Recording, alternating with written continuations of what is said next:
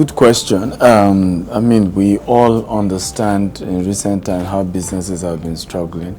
We aren't immune to that. I think a few edge is that we are internationally spread, so sometimes we're able to cushion the effect because we have, we're in Dubai, we're in UK, US, and we're opening Doha office next month as well.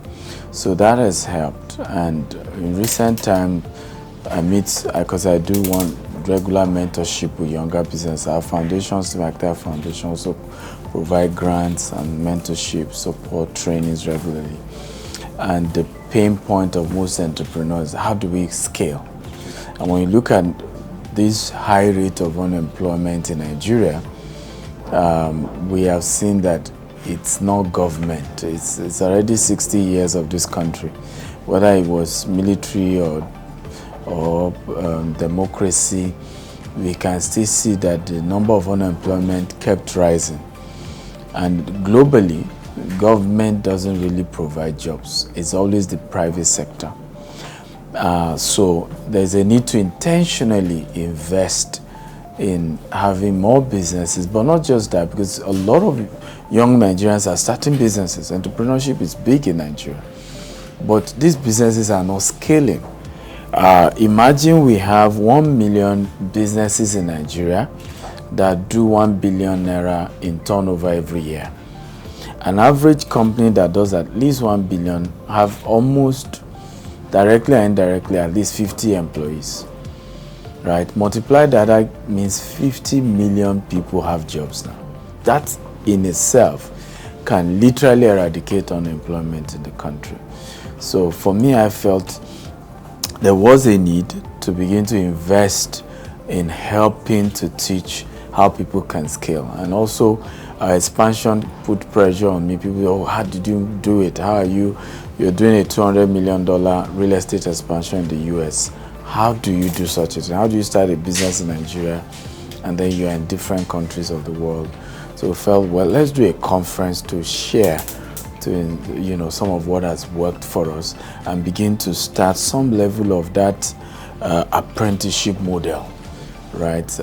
In a way, of course, not directly the Igbo, method, but this time around, you're a younger business, one is able to share, oh, avoid this, oh, try this, oh, I need this contact here, okay, call this person, try this, I just, even before this interview, a gentleman I was able to link to Dr. Cosmos, who just publicly posted on social media to say, thank you for the gift of access of linking me with this other person. So I realized gradually I'm like a bridge, right, between younger and young entrepreneurs and a lot of the older ones. And we need to really, really bridge that gap.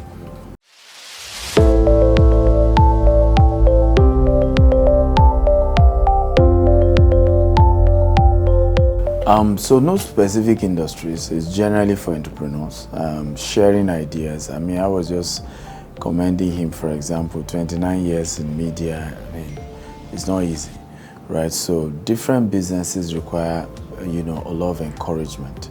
And I've always argued that it's unfortunate that Nigeria and Nigerians haven't really taken businesses and deal with businesses the way we should deal with it.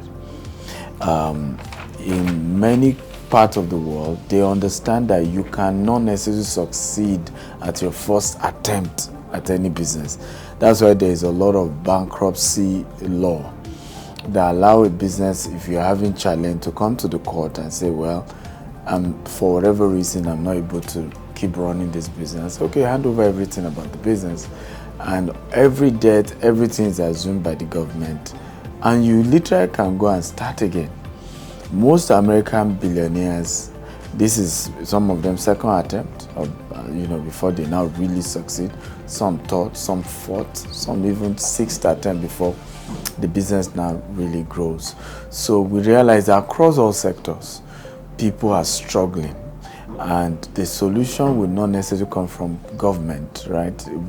Those of us who have figured out a way to keep thriving have to come together and encourage each other, you know, to see how we can, because when it comes to success, particularly in entrepreneurship, it's not a destination, it's a journey. And at every phase, you constantly still need to keep learning and keep knowing. Don't buy this. Instead, buy this. Because in 10 years, the value of this is going to be this. And the value of this is going to be up the roof.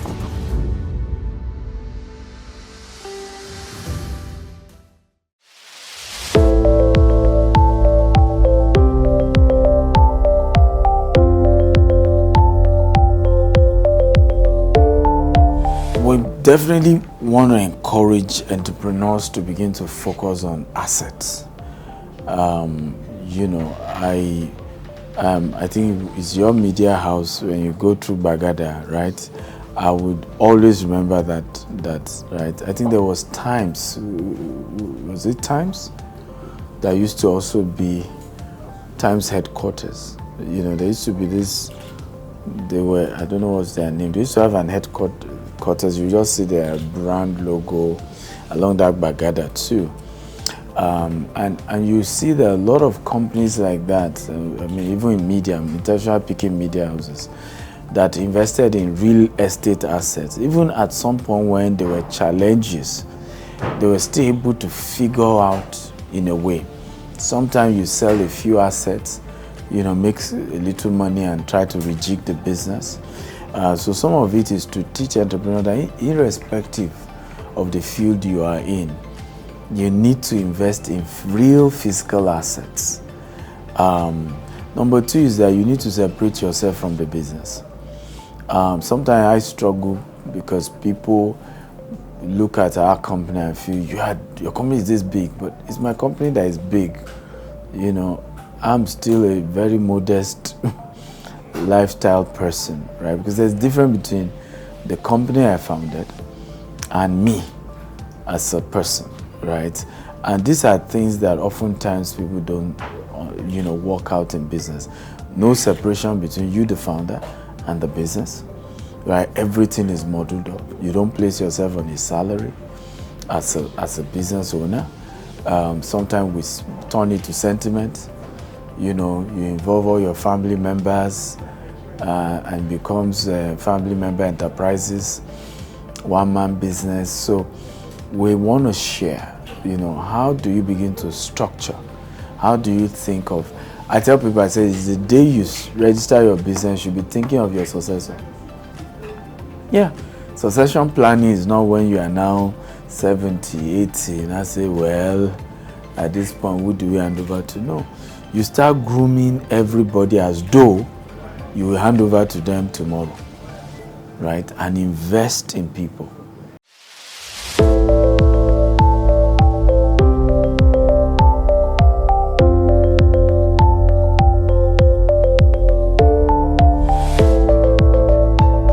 Good question. Of course, when expanding, one of them is human. You know, the quality of people in your organization. And in our part of the world, it's more complicated and complex because we currently have a message wrongly taught, which is go start your business. Oh, you can never be rich working for somebody. That is neither wrong or right, in the sense that you don't need to start a business to eventually own it. We keep forgetting that many of the people that you call big name today, what really made them scale was not really the company they founded. I'll give you an example. Let's pick a bank, right? Was UBA founded by Tony Lumelu? No. You see my point now. Did Femi Otedola start First Bank? No. So we are forgetting certain other important principles that, first of all, you can even serve your way to eventually rising to the top of an organization. That's number one. We are forgetting to also teach that even if you're going to own your business in future, you might need to start under someone and pick up, you know, a few experiences here and there that then help you to scale. So we have situations whereby some employees are sabotaging the companies they are working for. You can literally enter some companies and you see the employees say, "Ah, don't mind them, they know they pay well, don't mind them, this one." And you're asking yourself, but even if they are not paying well, but you're still getting something, right? You are not necessarily putting the company in a position to now pay you well by bad-mouthing her. Business owners also have this attitude of, it's my business, right? You employ people, you can't trust them, you can't empower them, you can't develop them, right? You're not investing in training them. We just, even this month alone, we have 6 of our employees sent to Dubai, all expense paid trip for a women leadership event with Mrs. Awushika, right? In April, we're having almost 50 going to Doha, right? Investing in exposure. And so you can see that it's both parties that has to really adjust, but it begins with you, the leader. And these are some of the things we hope we want to look at. How do you really scale? Because I've shared it before. First staff we sent abroad, all expense paid trip, returned and became so arrogant. Give instruction, he won't obey, come late to work. Eventually we gave him query, he resigned. Because apparently at that time, aside myself, the founder, he was the only one that has ever traveled out. And he already felt it was better than the rest of them he returned back to. And then I said, well, that's a man, men are not loyal. The second year was a woman, right? She came back and said she was going for a master's. The third year, I decided to send that year alone 50 people all expense paid trip. And a good number of them are still in this company. So I learned there over time that it wasn't the strategy that was wrong. I probably just need to do more, right? Because some will go, some will remain. And also what then happened is, by the time after that third year, most people had traveled. So nobody came back feeling I'm better than the other guy in the office. And today is now normal. I mean, most people have either traveled at some point, even if on their own couldn't have done it, right? The company has been helpful in helping many. So for us, those are examples of different type of things that companies can start doing to really help scale. You cannot be bigger than the quality of people that work in your organization. The company is as strong as the weakest employee in that company, So that's just one, not to take your time, but there's so many other ones we're going to be sharing. How do you raise funds, right? How do you structure the organization so that people are willing to also invest in your organization? How do you become transparent with your approach to running business? Some people run business as if it's a secret cult, right? How do you leverage your marketing, media, right? Media engagement, and be intentional about showing people. Some companies, when there's trouble, that they start calling media. In 17 years, we've never done press conference over one PR crisis. On our own, time to time, we engage, right? This is what we're doing. This is, even things that potentially can become crisis, we come out and do a press conference. The last press conference was, we had many people who bought land from us, owing, right? And we knew if you don't pay us back, or we just go ahead and just announce and say, well, we're having to take back our land and we'll refund you. Somebody can start here and there and say, see them, So, okay, we have said it to the world ourselves. If you don't pay us what you are owing us, we can't keep the land for somebody that hasn't paid certain statutory funds. We will have to sell it to somebody else and refund your money. And these are the process if you want refund, and this is how long it's going to take. So that way, nobody can rush to the media and say, you don't understand, forget them, this is the shady thing they are doing. We've told the world the shady thing we are doing. So these are some of the wisdom hopefully we're going to share more. Don't buy this. Instead, buy this. Because this is a house that you build to live in. Now, it has a lot of cost to maintain the house. But when you buy a land in an estate that is secured like this, even without spending a dime, the value of the land keeps going up. And if you must build a land in an estate like this, build an income generating real estate asset. Okay? Because when you build a house and you rent it out, you continue to produce cash for yourself. Remember, landlords grow rich in their sleep because tenants go to work for them. Okay, you on level then shoot. I'm getting tired. 똑같은 질투 떠나비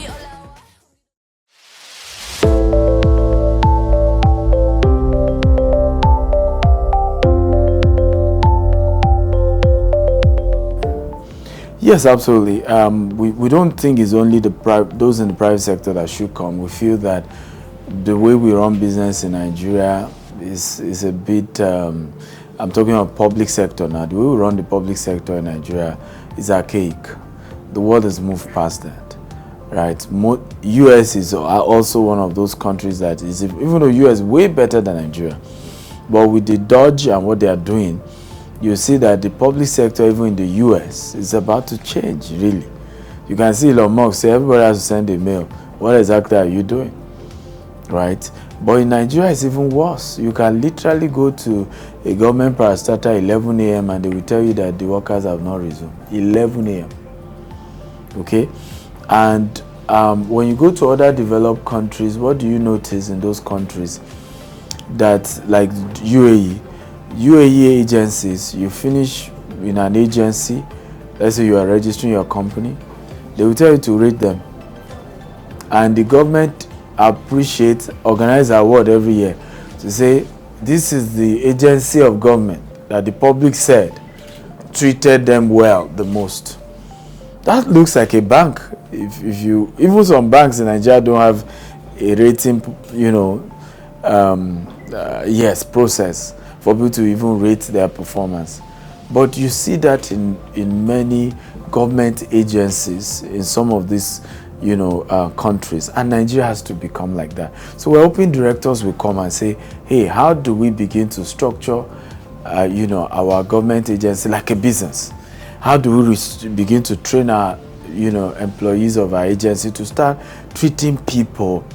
I think of many states, you can argue with me, I think Lagos State, to be fair, has the highest number, and you can't argue why they also generate the largest GDP, right? Many state governors are like God that you can't access. You know what I'm talking about. Many commissioners have turned themselves to principality and power without even understanding how things really work. You're supposed to be engaging. You're supposed to be willing to partner with the people. You are nobody without the people you govern, right? So we hope people in the public sector will come so we can learn, because it's a partnership to change this nation. Private sector must work with the public sector, with the government, to really make the country a great country.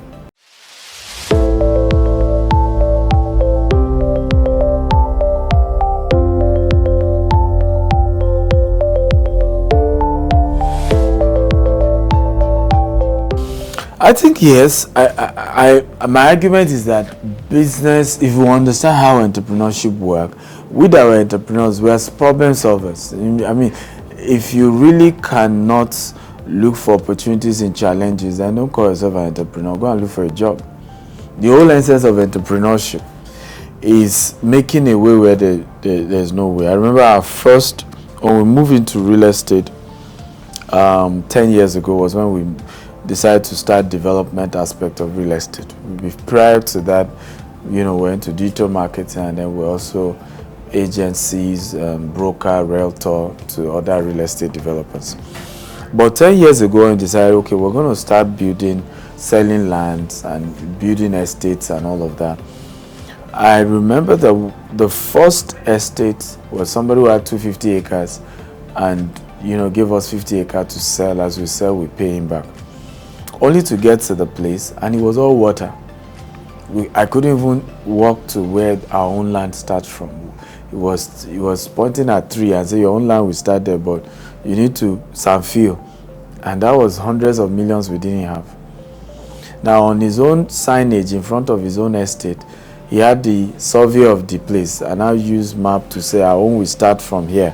So we'll take customer to my partner's estate, and on my partner's estate survey, I will now be pointing that, you see, from this map, this is where our own will start from, or that tree, in front, that's where we start from. But you see, invest, don't worry, we'll soon feel, we'll soon, of course, many looked at me and said, your head is not correct. How can we buy water? Of course, today now we feel that place, we fence it.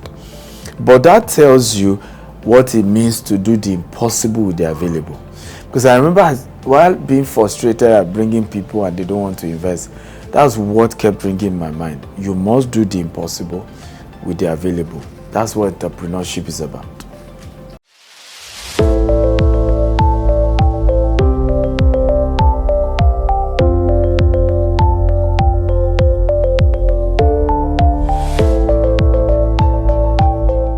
Yes, so the event is starting with Abuja on the 12th, Saturday 12th, and that will be physical in Ladi Kwali Hall, while on Saturday 13th in Abuja, that will be virtual, while the Lagos version will be 19th.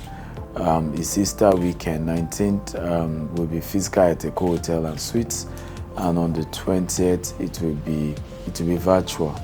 So the beautiful thing also is that technically it's a 4-day event for anyone registering, because if you register for Abuja, you have access to the 2-day Abuja event plus virtual access to the Lagos event. If you register also for Lagos event, you attend all Lagos event and virtual access for Abuja events as well. Because there are different speakers each day. And so you're able to really, so for us, this is going to be the biggest business growth conference ever in the history of Nigeria. And we are hoping that this will be the catalyst for that massive shift in scaling of businesses, not in starting business, because we already have a lot of people starting, but in understanding what is required to really scale the business.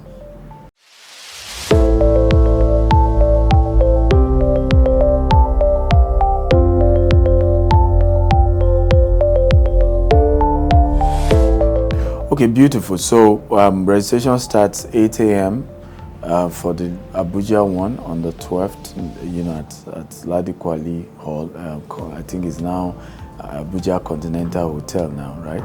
And then we run down to 2 p.m. general class. Those who then, of course, are in the VIP will still have a late lunch plus mastermind. Mastermind is they will be with all the speakers and be able to ask questions, and we'll review a few things together. And then the second day, like we say, it starts in, because it's Sunday, so the second day is then starting from 2 p.m. Of course, we'll start registering virtually online from 1 p.m. But 2 p.m. lecture start till 7 p.m. the second day. So the same format for Lagos as well.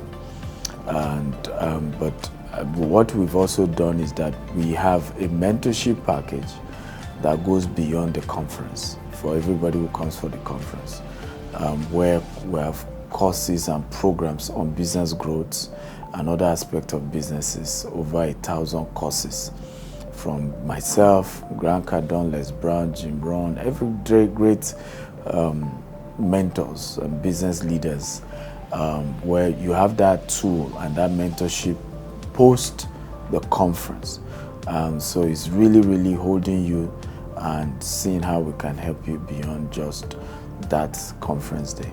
Look at this, okay? 35-story building. Now, guess how much this costs? Guess. Can you guess? This is over $150 million to construct this particular building. Now, I'm one of those who sold out this entire building.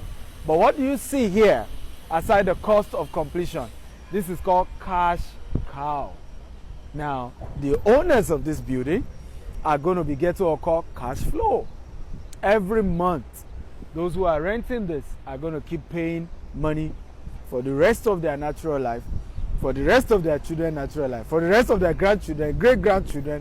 As long as this property remain, the owners continue to make money. Now, that's how you get rich.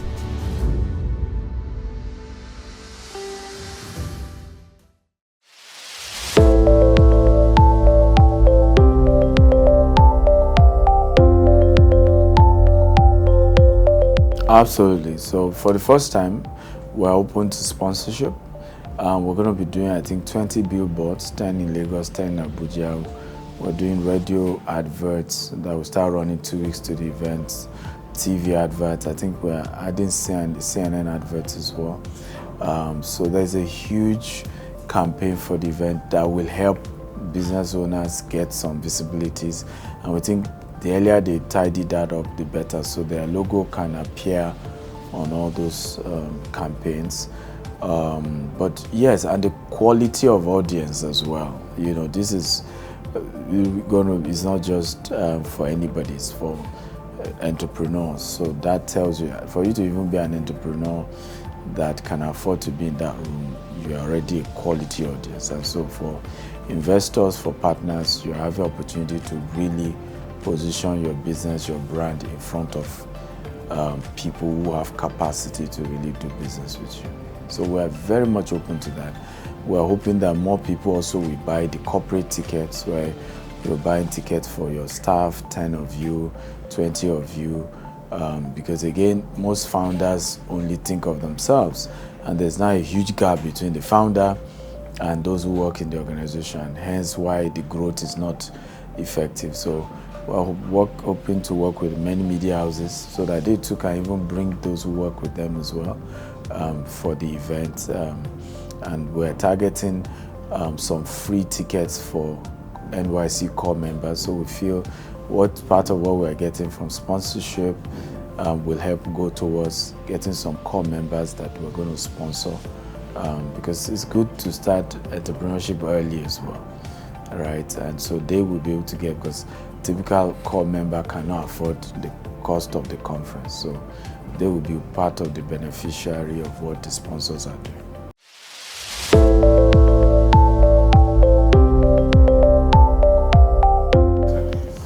Beautiful. I think one of the things we're doing is to create a community for all the attendees, right? Where you're able to leverage, you know, they say your network determines your net worth. So where everybody will come is able to leverage on that community to also further build wealth. We're also creating a business council, which will be like a think tank to further begin to see how to help. And for us is that we're even creating leadership for each of those classes, so that beyond that day, even your cohort, because it's going to be an annual event, you can begin to put things together, support each other, which is a critical thing that you know, entrepreneurship needs. It's high time we come together for positive reasons, for growth reasons, for collaboration reasons. You know, there's just too much.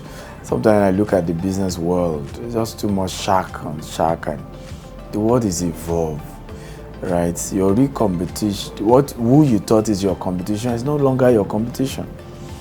For example, sometimes people tell me, how do you handle competition in real estate? And I say to them, my competitors are not other real estate developers. Other real estate developers, we're also trying to solve the same problem of 20 million housing deficit. Do I have capacity to build 20 million houses? No. My competitor is who else are they spending money with if they are not putting it in real estate? And that's those who sell cars, right? You understand what I'm saying now? There are several other sectors where people are putting money that they could have, huge funds that could have gone into real estate into. Those are really the so there's a need to really awaken people to realize that the way you see things is not really the way you see it, right? Those you are even saying are your competition with the day of AI. This is not your competition. This was my competitor. Meanwhile, AI has already collected all of you's job. You're also supposed to even collaborate to see how can we make sure our real competitor, which is AI, for example, does not take over food from all of us mouth. then you are seeing the next person doing the same thing as you, as your and that's not true.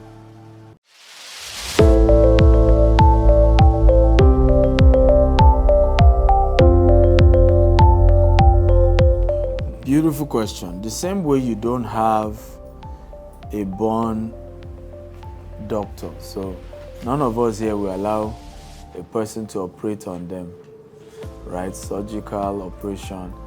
And then when you say, where's your medical license? Say, no, I was born a doctor. Nobody will agree.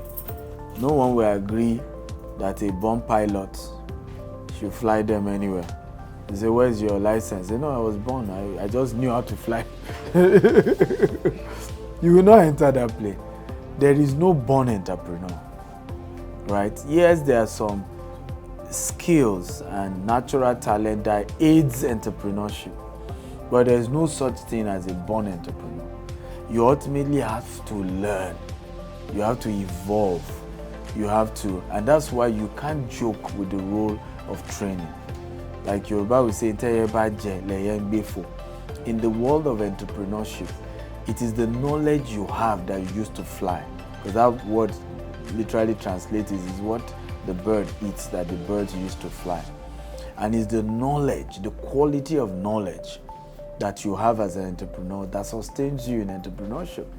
And most of this quality knowledge are not taught in MBA, or most of your lecturers that taught you business administration don't even have a successful business of their own. So you have to learn most of these things informally from those who are already succeeding in business and picking that lesson from them and say, hey, I heard Dr. Steven did this when he had this challenge. Maybe I should try it myself, and that's really how to evolve. Change your friends. Some of you should carry your phone right now and start deleting some names. Just delete. Just press the delete button. This one does not fit anymore. This one, we can't go. It's not going where I'm going. Right? And just start deleting them. So, number 2 thing, if you want your mind to change, is what? Only quality people. You can become a millionaire by hard work. Yes. You can become a multi-millionaire by smart work. In other words, you can get yourself into only 10 million. In fact, possibly 100 million by being smart. But you can never be a billionaire until you add network to it. Did you hear what I said? Hard work plus smart work plus network equals a billionaire.